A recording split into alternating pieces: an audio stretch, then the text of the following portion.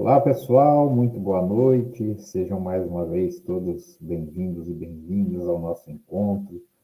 Muito obrigado pela participação de vocês, a perseverante participação aqui ao longo dos nossos encontros, né? E isso enriquece muito, não só para a formação de vocês, mas para nós também poder estar aqui nesse espaço. Aqueles bons e velhos recados de sempre, né? A lista de chamada estará no chat em breve, que o João irá compartilhar. Não esqueçam de preencher, de dar seu feedback, muito importante para a gente. Alguns outros recados. Quanto ao Leiacom, tivemos alguns problemas técnicos na última segunda e ele acabou tendo que ser remarcado, né, para a próxima segunda. Então, quem não participou, não sei se tinha alguém daqui lá, mas enfim, fica o convite. Nós estaremos discutindo uma obra bem diferente, uma obra legal, né? Talvez não seja do conhecimento de muita gente, a obra chamada A Invenção de Orfeu, que é de um autor brasileiro. E essas práticas de clube de leitura, né, e tudo mais, por mais que seja um extra, também não deixa de ser importante se a gente for pensar nossa formação enquanto bibliotecários, né? Até mesmo do funcionamento, né, disso tudo, para possíveis aplicações nas instituições que iremos trabalhar no amanhã, né? Além de ser um espaço, uma oportunidade muito rica. Estarei mediando, discutindo o texto juntamente com o professor Mário Cardoso, né, do departamento também. Então, o que eu digo para vocês é participem, aproveitem, é uma grande oportunidade.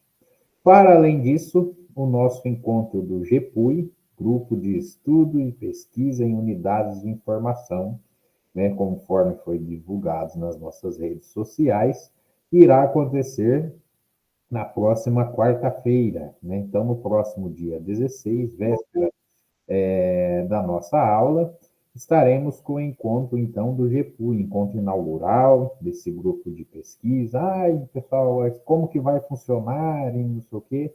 Não custa dar um pulinho lá, participe com a gente. Mas adianta que, para vocês, a gente irá se reunir, né, com uma certa periodicidade, não será tão frequente quanto as aulas, mas teremos uma sequência de encontros e debatendo temas, né, caros à ciência da informação. Então, é um grupo indisciplinar também, estão convidados professores, né, e os discentes também dos nossos irmãos, digamos assim, né, da ciência da informação do campo da arquivologia e da museologia. Então, a intenção é trazer à tona acadêmicos que nos possibilite, né, nos dê um embasamento teórico.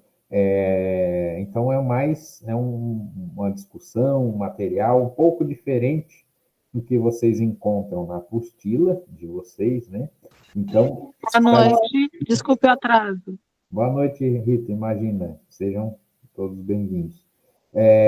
Então, o GEPUI tem de trazer essas discussões, né, para além do que está sendo trabalhado aqui nas disciplinas, entendendo os campos da ciência da informação como um todo. Modéstia à parte, pessoal, acho que é muito, muito bacana, muito rico esse espaço, né? Então fica aí esse convite para o Leiacom na próxima segunda e para o GEPUI na próxima quarta-feira.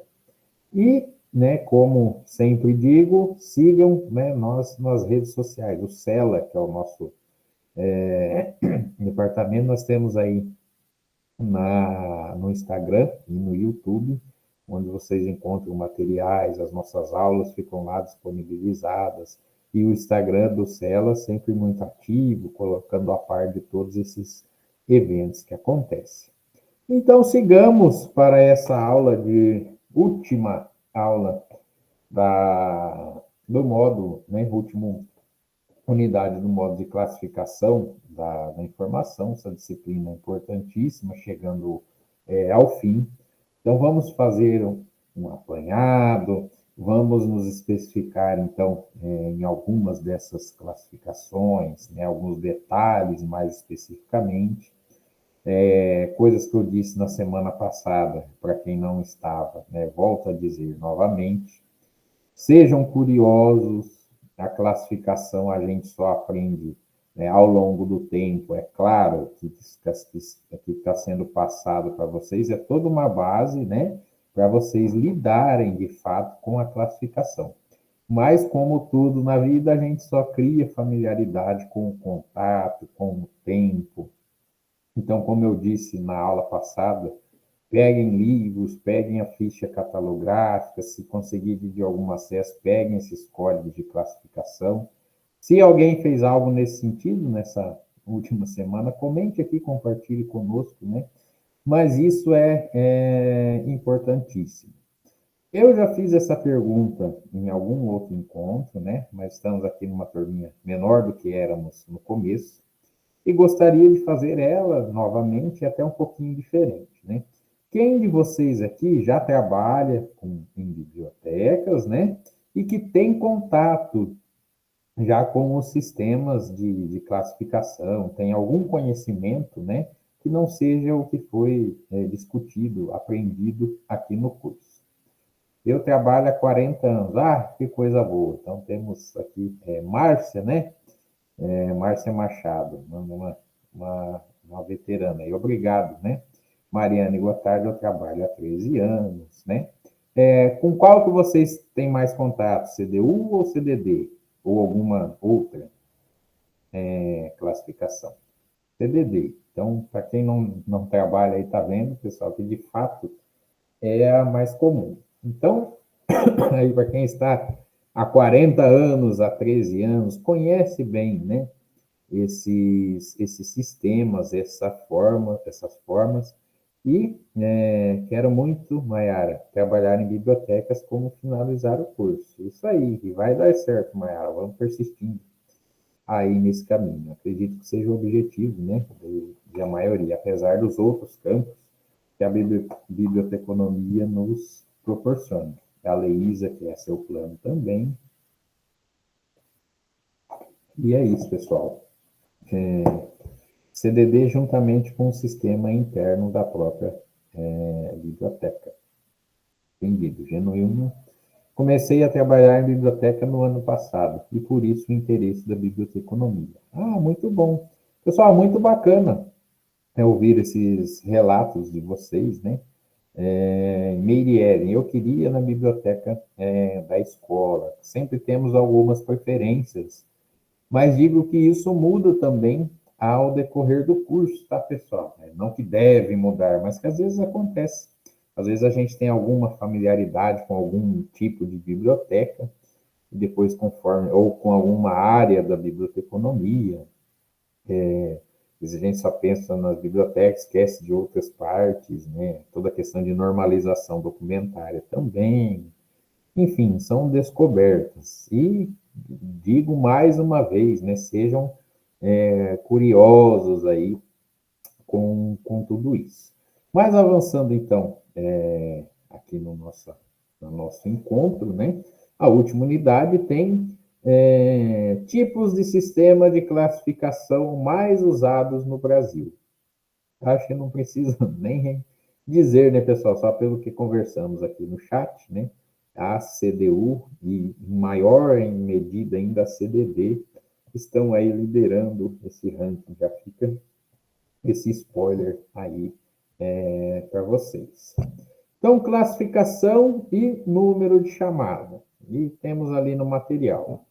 Ao ver os livros arrumados nas estantes das bibliotecas, muitos se perguntam o que quer dizer essa etiqueta no livro.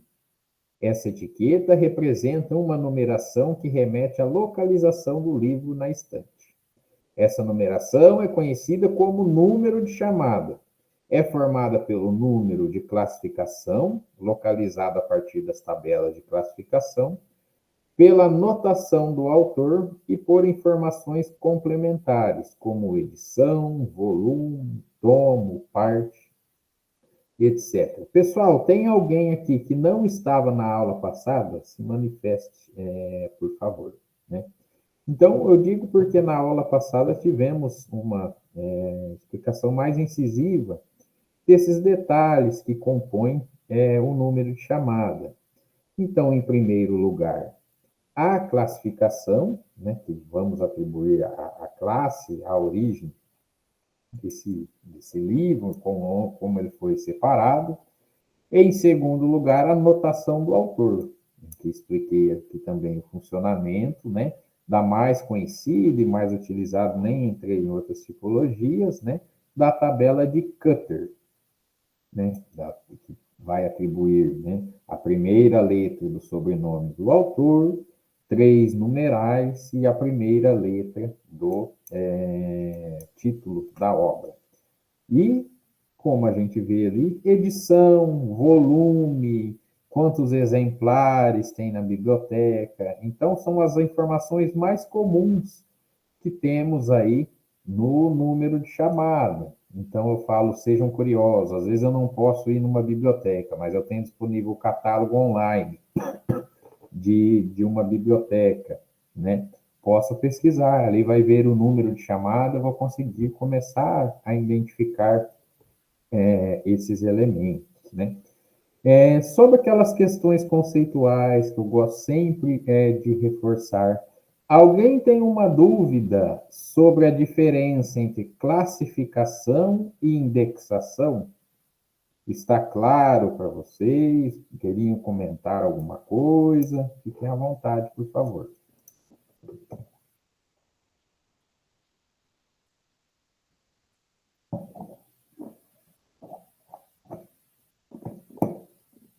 Se eu posso relembrar ou se você quer relembrar, Renuilma?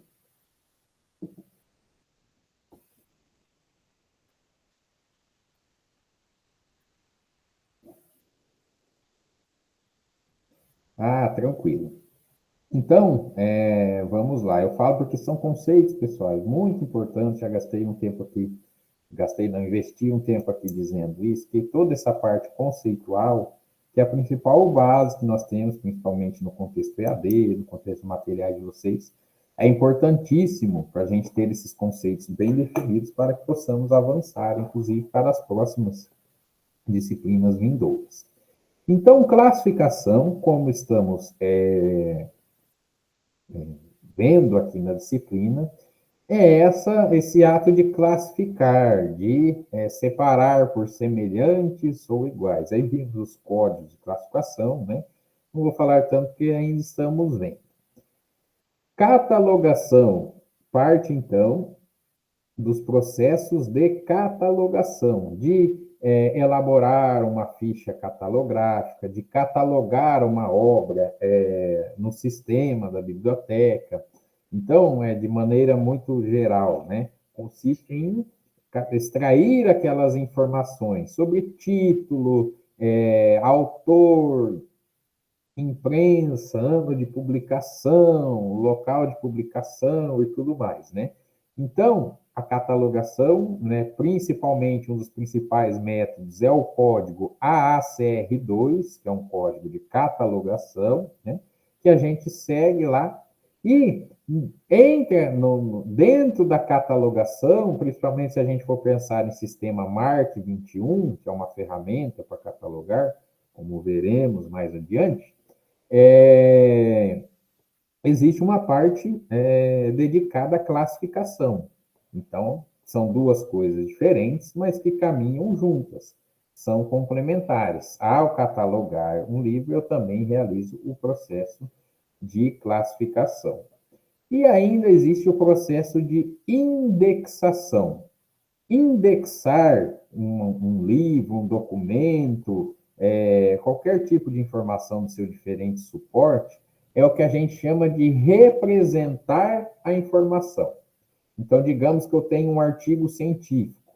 Então, eu vou elaborar ali um resumo, elaborar palavras-chave e tudo mais. Isso é o processo de indexação, para que quando alguém procure essas palavras-chave, para que quando alguém leia um resumo, aí nós temos resumo descritivo, resumo temático, nós teremos disciplina específica sobre indexação também, pessoal. É isso do que se trata a indexação. Então, são coisas que caminham juntas, mas que, em essência, são coisas separadas. Mas, digamos, existe um software na biblioteca, né, um sistema, como tem aí Pergamon, Sofia e outros tantos, né, que eu vou entrar lá, chegou uma obra na biblioteca, eu sou o bibliotecário do processamento técnico, então eu vou proceder com a catalogação, classificação e indexação dessas obras, né? Eu entro lá no sistema, começo, né, com a catalogação, vai ter o campo para colocar a classe, que vai gerar um número de chamado, e também vou indexar esse livro, para quando alguém faça uma busca no catálogo, encontre. Então, são esses três aspectos diferentes, separados, mas ao mesmo tempo interligados e que caminham aí todos juntos, né? Classificação decimal de Dewey. O que vem a ser a ISBN? É um código de registro do livro. Me falhou a memória agora, mas já respondo. International Standard Book Number. É como se fosse, pessoal, um RG dos livros, uma certidão de nascimento. Cada livro tem o seu RG, né, a sua certidão de nascimento.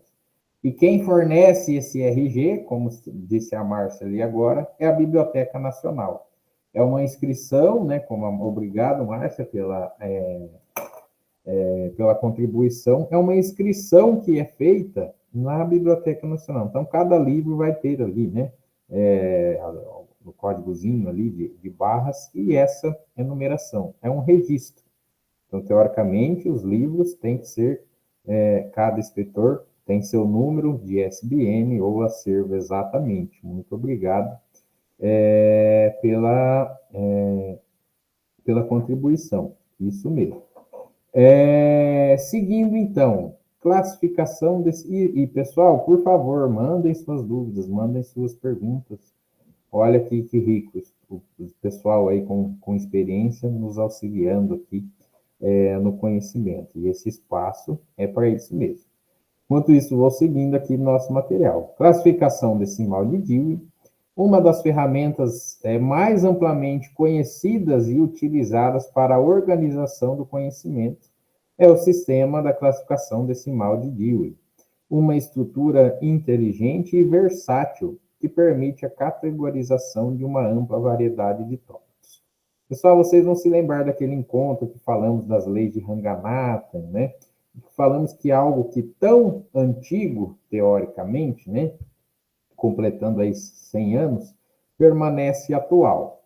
Se a gente pensar, de certa forma também, a CDD, por mais que teria, né, seriam necessárias ainda mais atualizações e tudo mais, como que nesses mais de 100 anos ela vem nos servindo e nos auxiliando e continua aí, né, a todo vapor. Então, por conta dessa versatilidade, né, dessa variedade de tópicos que ela nos permite trabalhar. A tabela é baseada em alguns princípios chaves que a tornam uma ferramenta eficaz para a organização do conhecimento. Primeiramente, ela é estruturada hierarquicamente, com classes principais que se desdobram em subclasses e subcategorias cada vez mais específicas. Isso permite que os bibliotecários classifiquem materiais de forma precisa e detalhada. Então, gente, a gente vai ver aí daqui a pouquinho, a grandiosidade em vários sentidos da CDD, mas é entender, né, quais os mecanismos de funcionamento que ela tem para quando tivermos um contato, mas possa saber realmente o que fazer com aquilo. Eu gostaria de abusar aí da boa vontade, né, da Márcia, né, que já falou que conhece a CDD, e também da Mariane. Se vocês podem falar de uma dificuldade que vocês encontraram quando começaram a trabalhar com a CDD, algum aspecto que vocês acham legal, né, ou nem tanto, Se puderem falar pelo microfone melhor ou se manifestar pelo chat também, fico agradecido. Para a gente criar, né, esses relatos aí sobre a CDD. Oi, professor, posso falar? Márcia Machado aqui. Por favor, Márcia, fique à vontade.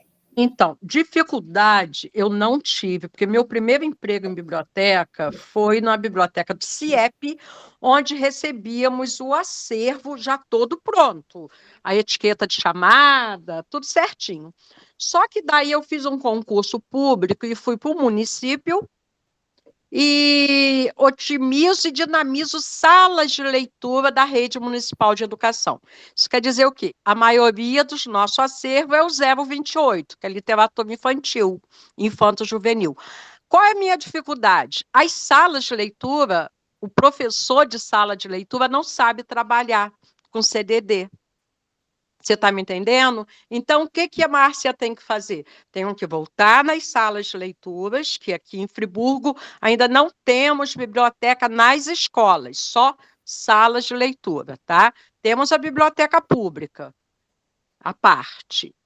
Eu tive que ir nas salas de leitura e arrumar essa classificação em ordem alfabética do autor. Falei, não, pelo menos eu tenho que obedecer essa ordem. Mas, mesmo assim, com muita dificuldade com o corpo docente da unidade escolar, de achar que não vai encontrar o livro. Não satisfeita, o que eu tive que fazer? Um caderno temático. Eu tive que selecionar os livros por tema, anotar ali o CDD, anotar ali a estante, numerei as estantes, botei nesse caderno para o professor de sala de leitura encontrar. Existe uma outra maneira que eu possa trabalhar nessas salas de leitura para facilitar esse professor? Olha, muito obrigado pela sua participação e por tudo. Sabemos o que é ideal e sabemos o que é a prática, né, pessoal? Muitas vezes tem uma certa distância aí. Em primeiro lugar, o que a legislação atual nos diz? Que cada escola deveria ter a sua biblioteca, onde tem biblioteca deveria ter bibliotecário, mas sabemos que não é essa a realidade que acontece, né, aí nos nossos municípios, aqui não é diferente. E só um pouquinho, Mariane, por gentileza, mas muito obrigado pela participação. Então, a gente trabalha com no curso de biblioteconomia também, que se chama de competência informacional, né? O que seria isso? Dar a competência para as pessoas utilizarem, né, a informação. Então, o ideal seria treiná-los, né, quem vai lidar com isso, para guardar, né, para ter esse, por mais teria que ser uma função aí, né, de uma equipe técnica, mas que os professores tivessem o conhecimento para, né, acessar um catálogo e tudo mais. Mas sabemos que muitas vezes essa não é a realidade. Então, dentro dessa realidade, né, o que você fez, né, mais que não seja o método da biblioteconomia em si, é o que acaba facilitando na prática o acesso à recuperação dessa informação. Mariane, por favor, você quer completar com o seu relato? Boa noite a todos, gente. Bom, eu trabalho há 13 anos, numa escola privada, tá? Numa biblioteca de escola privada. Na época, a nossa escola foi tombada, então ela teve que ir para uma universidade da cidade e retornou depois da reforma para a escola. Eu entrei logo depois que retornou para a escola, então imagina, estava tudo junto, né? Todos os livros estavam juntos, nada catalogado, nada, nada, nada. Então eu fui separando, classificando. A minha maneira que eu achei melhor para a gente lidar lá foi classificar por, enfim, infantil, infanto-juvenil, juvenil, ensino médio, literatura estrangeira, que são os autores estrangeiros, né? Autoajuda, enfim, assim. Daí, na época, tinha um sistema interno. Eu cadastrei tudo, cataloguei, indexei tudo. Chegou um tempo que a escola resolveu mudar o sistema interno. Só que na alteração do sistema foi perdido todos os dados dos livros. Nossa. Só salvou os títulos e os autores. E agora eu estou num sistema que eu tenho que pegar novamente os 10.000 livros na mão para preencher tudo direitinho. Aí os novos eu preencho, né, direito, mas os antigos, conforme eu vou pegando, vou catalogando tudo de novo. Porque, na verdade, eu não salvou nada dos dados, daí fica mais bonitinho tudo preenchido, né, indexado, catalogado, tudo com os dados certos. É isso, muito obrigado aí pelo relato de vocês. Se mais alguém quiser comentar alguma coisa, mas a Genuíma diz que Deus te ajude, Mariane, amém. No fim, todos os bibliotecários passamos em algum momento por essa situação, gente. Troca de sistema, reorganização de acervo, não é o ideal, mas acontece, né? Então, veja o quanto, e isso ficou evidente aqui nos relatos, né? Quanto a essa classificação, ela tem que atender às necessidades, né? Falamos lá das leis do Ranganato, na aula passada falamos isso novamente, né? Mas uma biblioteca escolar, né, o principal foco aí vai ser literatura infantil, literatura juvenil, né? Então, a Márcia compartilhou ali até a classe que já tem até de cor, e isso acontece conforme a gente vai lidando. E é isso, tem que fazer sentido para a recuperação dessa informação, né? Não adianta eu ter a biblioteca mais organizada do mundo se não tem a circulação desse acervo, se os alunos, no caso da biblioteca escolar, não utilizam. Então, agradeço pela participação, porque esses relatos, né, nos mostram, né? Agora compartilhou ali no chat que a parte da organização é catalogação, indexação, enfim, é apaixonante, né? Eu realmente também gosto muito dos procedimentos técnicos. Cada um vai se identificar com uma coisa dentro da biblioteconomia, né? Mas esses relatos são importantes para a gente, né, ter as dimensões, né, das necessidades que encontraremos. Vai. Mas seguindo aqui, então, na nossa aula, a tabela de DIU é formada por 4 volumes, gente. Então, como tem na ilustração ali, são 4 livros grossos, né? O volume 1 são tabelas auxiliares. O volume 2 vai da 0 até 599, né? Lembrando das 10 classes, que são aí de 0 a 9. O volume 3, da tabela 600 até 999, e o índice alfabético, que é o volume 4.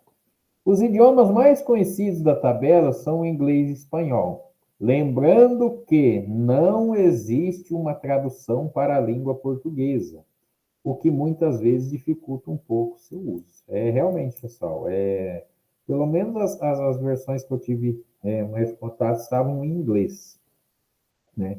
Essa é uma dificuldade que temos aí por falar o português, e não temos uma versão traduzida. Então, já tenho em mente, na grade aqui do curso de biblioteconomia, nós temos a disciplina de inglês instrumental, então aproveitem, porque vocês vejam que na biblioteconomia acaba se usando. Então, veja ali, um exemplo prático. Estaria classificando um livro, né, de literatura na classe do 800. Possivelmente, eu iria utilizar o volume número 3, né, que é das classes, a tabela 600 até 99, e o volume número 1, a depender do assunto, que são as tabelas auxiliares, claro que dependendo aí, né, da obra. Mas, seguindo. Deu uma travada. Vocês estão me ouvindo, pessoal? Tinha travado aqui. Ok, seguimos. As tabelas auxiliares, né? Acabei de falar aqui que eu pegaria uma tabela lá para a classe, né? Até voltei o slide, e a tabela auxiliar, que é o volume 1. Então, o que são as tabelas auxiliares? Né? Elas têm a finalidade de possibilitar a combinação e o detalhamento das notações que são apresentadas na tabela principal. Elas podem ser classificadas em 2 conjuntos distintos, tabelas auxiliares comuns e tabelas auxiliares especiais. Então, aqui nós temos a relação, né, do que encontraremos no volume 1 da CDD. As tabelas dispostas no volume 1 são: tabela 1, subdivisões padrão; tabela 2, das áreas; tabela 3, destinada a subdivisões para literatura individual; a tabela 4, que aborda a subdivisão para línguas individuais; a tabela 5, relacionada a grupos raciais, étnicos e nacionais; a tabela 6, que se refere a línguas, e a tabela 7, que trata de pessoas. É relevante ressaltar que as tabelas 1 e 2 são aplicáveis a qualquer classe nas tabelas principais. Então, parece confuso aí no que eu disse, né? No que é, basicamente. Mas quando eu disse que a gente usaríamos lá 2 livros desses para classificar. Então, se eu pego lá um livro de literatura inglesa, pegaria, né, o volume 3, que é a tabela ali, e lá na tabela 1, poderia, no volume 1, poderia usar a tabela 4, que aborda subdivisões para línguas individuais, né? Ou a tabela 6, que se refere a línguas. Então, quando você começa a fazer essas combinações, a trabalhar com esse material, tudo isso aqui começa a fazer mais sentido, tá, pessoal? Avançando, então, né, as categorias, as principais classes. A CDD é dividida em 10 categorias principais amplas, numeradas de 0 a 999. Cada uma representando um domínio geral do conhecimento. Por exemplo, a classe 100 lida com filosofia e psicologia, enquanto a classe 500, ciências naturais e matemáticas. Pessoal, cuidado aí para não confundir, né, as classes, né, com as demais subdivisão. Então, a classe eu vou ter, né, o assunto geral aí, principal. A história, a filosofia, a psicologia, a biblioteconomia. Então, são áreas aí, né, dentro dessa classificação. 813, 530 e assim sucessivamente, né? E daí, quanto mais específico, naquele volume 1, que são as tabelas auxiliares, eu acharia, né, os números mais específicos para agregar ali e seguir classificando com mais detalhes. Então, essas combinações que a CDD permite. Tudo bem? Gostariam de algum comentário? Tudo tranquilo?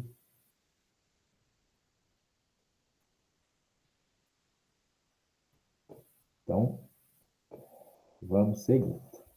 Divisões. Cada classe principal, então essas classes, né, que eu disse agora, que são as 10 classes aí, é subdividida em dezenas, centenas e milhares, criando uma estrutura hierárquica. Por exemplo, a classe 300, que é das ciências sociais, é subdividida em 310 estatísticas, 320 ciência política, 330 economia. Então, a cada decimal que vai sendo acrescentado ali, fica um ramo específico do conhecimento. Um exemplo disso que vimos na aula passada, e agora talvez aqui fica mais claro, é a CDDORES, ou a CDDIR, né? Que essa bibliotecária e também advogada pegou e desenvolveu, né, mais especificidades dentro do campo do direito, que fica aqui no 300 por ser uma ciência social aplicada. Seguindo, seções. Dentro das divisões, as seções são identificadas por números. Por exemplo, a subclasse 330, economia, pode ter seções como 330.1, teoria econômica, 330.2, sistemas econômicos, e assim por diante. Então, acontece de vocês pegarem lá no número de chamada, ele ter só os 3 dígitos, que é as classes ali principais que ele foi colocado. Mas também ele pode ter um ponto e continuar essas especificidades. Inclusive, a CDD vai dizer lá, né, nas suas tabelas auxiliares, para você colocar o ponto e seguir continuando. Então, quando você pega a indicação de determinado assunto, você encontra lá, então, como você colocar ali. Seguindo. Além da estrutura numérica, a CDD inclui um índice alfabético, que pode ajudar os usuários a localizar tópicos específicos que podem não estar imediatamente aparentes na estrutura numérica. O índice fornece referências cruzadas para o número da classificação. Por exemplo, nas bibliotecas municipais da cidade de Maringá, né? Aí possivelmente também onde vocês se encontram. Literatura brasileira, né? Vai ter lá a classificação, 863 e tudo mais, e vai ter um B, né, na frente. Então, B869, B863, significa que é literatura brasileira, né? Argentina vai ter o A e tudo mais. Então, vocês vão encontrar letras sempre ali antes do início dos números, que faz parte também para dar mais uma oportunidade, mais um meio para classificar. Quem que foi que perguntou? Eu acho que alguém que está sempre... Acho que foi a Roseli, se eu não estou enganado, ou a Rita. Se manifestem, por favor, se puderem.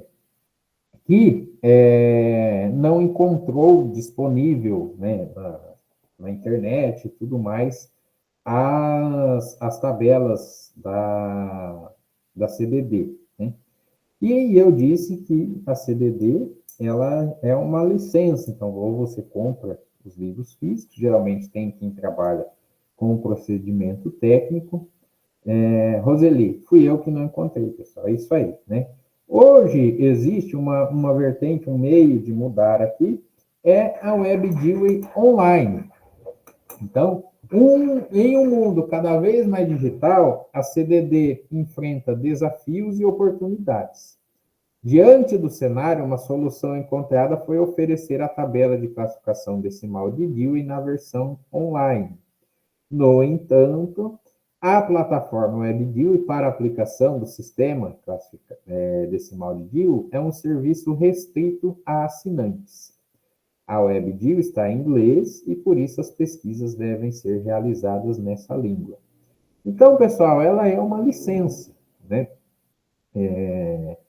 Você compra, não sei dizer os custos para vocês, mas como é uma licença muito... Geralmente as bibliotecas assinam, né? Para aí facilitar. Então, é um novo meio, uma transformação para ficar mais fácil de usar a tabela de classificação. Então, aqui sempre um pouco complexo a gente trazer esses exemplos, porque fica sempre mais prático vocês terem em mãos para trabalhar, né? O João acabou de compartilhar, gente, ali no chat a lista de presença. Então, por favor, preencham lá, que é muito importante. Mas retomando. Então, pelo menos agora quem não conhece, já tem o conhecimento de que se eu for trabalhar com as versões físicas das CDDs, eu preciso usar 2 exemplares, né? 2 volumes ali. Vou até voltar os slides lá para ilustrar. Então, como a gente vê ali na foto, volume 1, volume 2, volume 3 e volume 4. Se eu for pegar, né, um livro de literatura, um livro de história, um livro de geografia, né, me dirijo até o volume 3 e com o volume 1 vejo as especificidades desse assunto. Conseguiram compreender mais ou menos? Alguém quer manifestar alguma dúvida nesse sentido. É complexo mesmo, pessoal, e por isso é tão importante os estágios, né? Quando vocês forem realizar os estágios, a gente tem aí 2 estágios na nossa grade curricular, né? Vocês conseguirem, de alguma maneira, entrar em contato com processamento técnico, contato com bibliotecários, né? Para que seja importante. Alguém gostaria, enquanto eu tomo água aqui, de tirar alguma dúvida nesse sentido?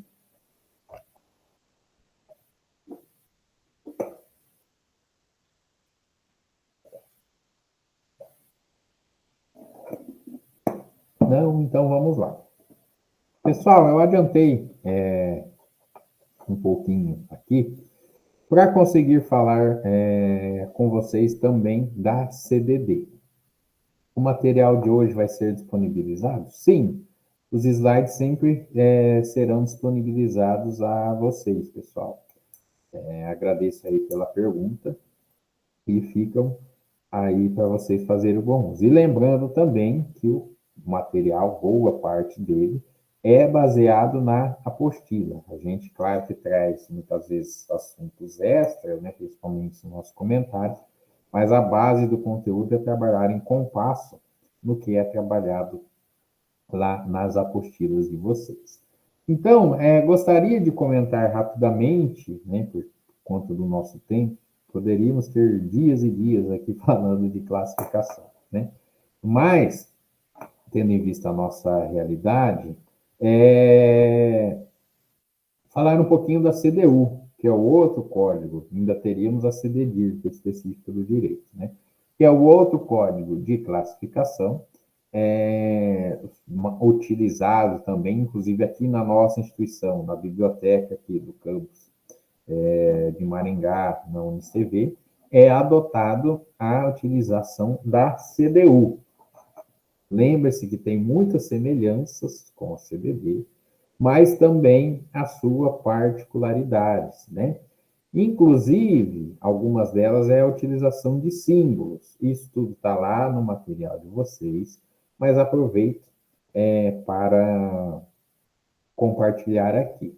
Eu achei aqui um site, uma espécie de um sumário da CDU. Vou estar compartilhando o link aqui no chat com vocês, né? E vou tentar compartilhar também a minha tela. Tá aqui, se alguém conseguir já entrar. Vou interromper o compartilhamento aqui, parar a apresentação, e vou tentar apresentar essa aba, para ver se dá certo aqui, para a gente ver em conjunto.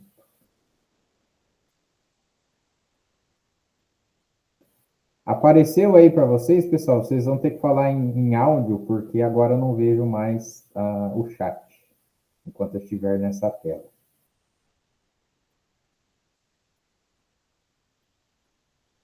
Alguém se manifeste, por favor? Sim, professor, está aparecendo sim na tela. Ah, obrigado. Então, a gente vê aqui os sinais, né? Aqui nós estamos tratando de outro código de classificação, tá, pessoal? Então, finalizamos a CDD e passamos a falar da CDU, a classificação decimal universal, né? Criada, então, por Henri Lafontaine, Paulo Tillet, no contexto de que já existia a CDU. Então, eles pegaram e fizeram um novo código de classificação baseado lá. Então, vocês podem ver, se vocês acompanharem aqui nessa parte de baixo, algumas similaridades, né, quanto às classes, que também vão de 0 a 9. Pode ver que vocês não têm aqui a classe número 4, porque a classe número 4 estaria vaga para um conhecimento futuro, né? Um ramo da informação que seria necessário para trazer ali, né? Temos coisas iguais, por exemplo, né? Geografia, história, que está aqui no 900, e também as suas particularidades, né? De outros meios. Uma coisa que é diferente na CDU é a utilização de símbolos, que aqui são chamados de sinais auxiliares comuns. Então, a gente tem o sinal que é chamado de coordenação, que popularmente a gente conhece como sinal de mais, né? É um sinal de adição. É muito interessante, pessoal, esse site aqui, porque você vai clicando, ele vai dando aqui os exemplos, né? Então, coordenação, que é o nome do sinalzinho de mais, né? O sinal de coordenação liga dois ou mais números separados, não consecutivos, para indicar um assunto composto para o qual não existe um número simples. Então, quando eu estou lá classificando e não existe um número pré-determinado para essa classificação, eu uso o sinal de mais. Por exemplo, aqui, 44 mais 460. Isso quer dizer França e Espanha, né? Então, para isso que serve o sinal de mais. E aqui você pode ir navegando aqui, né, pela barra, conhecida como extensão consecutiva, como é chamada a barra oblíqua. O sinal de extensão liga o primeiro e o último de uma série de números consecutivos para indicar um assunto amplo ou uma série de conceitos. Se o número que segue a barra inclinada tiver mais de 3 dígitos e começar com um grupo de dígitos que sejam comuns ao número precedente, ele poderá ser abreviado pela omissão do dígito que sejam comuns a ambos, desde que o primeiro elemento após a barra seja um ponto decimal.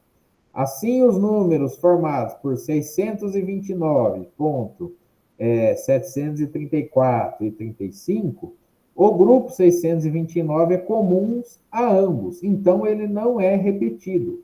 Por isso que coloca a barra, pode ver ali no exemplo. Então, se o 629 já era, eu coloco 734 barra 735, que ele está abrangendo as duas especificidades. Então, veja, pessoal, parece um pouquinho complexo, mas esse sumário aqui é bem intuitivo. Quando eu digo para vocês, sejam, né, curiosos, vão explorando aí. Relação simples, que é o sinal de 2 pontos, né? O sinal de relação indica uma relação geral, né? Coordenada e recíproca, entre 2 ou mais assuntos, interligando a números da CDU. Então, veja lá embaixo aqui nos exemplos. 17, 2 pontos, 7. Ética em relação à arte. Então, viu que ela uniu aí os dois assuntos, ética e arte, né? Temos ali 37, traço, que já é outro sinal, 0,42, né? E vai indo ponto, 2.004. Uso de computadores na educação, né? Abaixo ali tem um exemplo para a influência da política na educação. Então, a classificação da CDU, ela pode ser extensa, né? Quanto mais termos, mais assuntos a gente for querendo detalhar, né? Mais símbolos e mais números serão ali adicionados. Subagrupamento, né? Sinal de parênteses reto, né? O que a gente chama aí de colchetes, né? Pode ser usado como um dispositivo de subagrupamento dentro de uma combinação complexa. Veja o exemplo lá embaixo, né? Mineração e metalurgia na Suécia. Então, a gente teve mineração e metalurgia, e aqui entre os parênteses, o que é respectivo ao local, a Suécia, né? Asterisco, introdução de notações exteriores à CDU, né? Que usa na tabela 1, aqui específica, da CDU, quando vem trazer algo é de fora. Veja o último aqui. Desportos de combate, boxe, peso mosca, até 51 quilos. Então, não pode ver que quilos 51 é universal, digamos assim, né? Mas como é trazido de fora da tabela, tem ali o sinal de asterisco. E a especificação alfabética, que é A/Z, né? Ela faz para nomes próprios, acrônimos e abreviaturas. Pode colocar-se depois de um número da CDU sem necessidade de usar asterisco ou espaço em branco. Então, veja aqui, cidade de Utrecht, empresa de equipamentos elétricos na Alemanha, AEG, né? Obra literária de Molière, pode ver que aqui que vocês estão vendo letras, né? Biografia de Napoleão, então a gente vê aqui, né, NAP. Então, é a junção desses símbolos, né, que dão aí a tão complexa, deixa eu interromper essa apresentação, a tão complexa CDU. E aí, pessoal, qual vocês acharam mais difícil, ou acharam que faz mais sentido para vocês, para que vocês pensam? A CDD ou a CDU?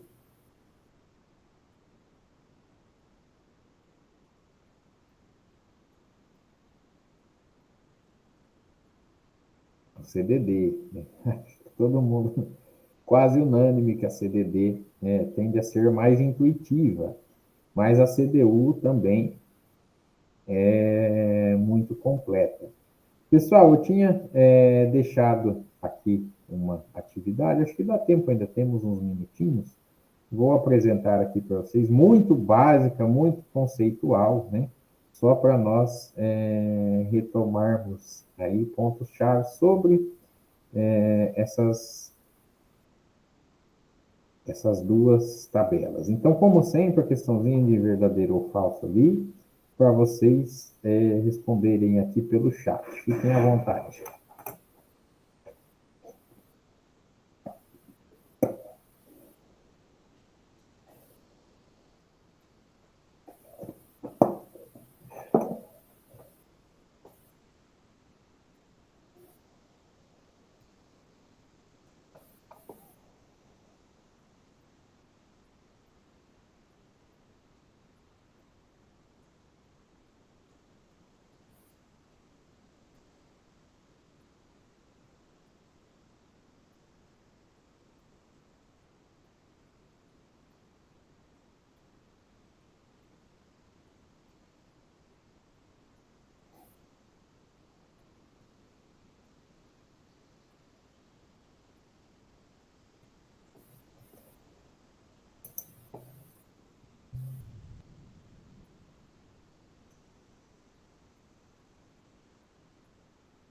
Então, estou colocando ali no chat, letra D, vamos fazer juntos. A CDD organiza o conhecimento humano em 10 grandes classes, numeradas de 0 a 900. Verdadeiro. A CDU é uma adaptação simplificada da CDD, utilizadas apenas em bibliotecas escolares.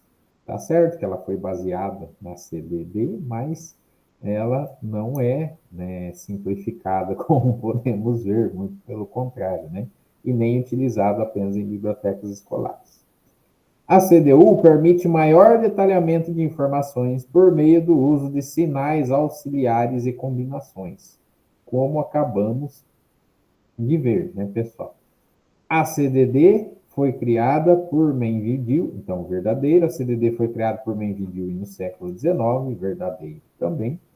Tanto a CDD quanto a CDU são sistemas de classificação hierárquicos e decimais. Sim, né? Então a gente tem essa hierarquia aí das classes e também as decimais, como nós vamos adicionando ali os números. Então a resposta correta, de fato, é a letra D. Verdadeiro, falso, verdadeiro, verdadeiro, verdadeiro. Pessoal, muito obrigado por permanecerem. Quem não preencheu a lista de presenças, preencha, por favor. Fica mais um convite para a reunião do Leia-Com na próxima segunda, para o encontro do GEPUI na próxima quarta, e na quinta estaremos aqui mais uma vez, né? Começando aí outro módulo e dando sequência. Muito obrigado.